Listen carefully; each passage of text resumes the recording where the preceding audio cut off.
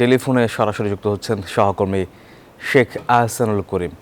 আহসান, সকাল থেকে তো আগুন নিয়ন্ত্রণের কাজ শুরু হওয়ার কথা, শুরু হয়েছে কিনা আর সবশেষ কি তথ্য জানেন আমাদের জানাবেন।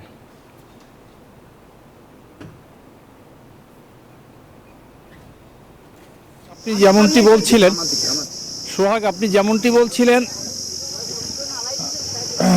সুন্দরবনের আগুন নিভানোর কাজ ইতিমধ্যেই শুরু হয়েছে। বাগেরহাট, মংলা এবং শরণখোলার 3টি ইউনিট সুন্দরবনের গহীনে পাইপ দিয়ে আগুন নিভানোর কাজ শুরু করছে। আরও 2টি ইউনিট মোরেলগঞ্জ এবং বাগেরহাটের আরও 2টি ইউনিট স্ট্যান্ড বাই রয়েছে। ইতিমধ্যে নৌবাহিনী একটি দলও ঘটনাস্থলে এসে পৌঁছেছে।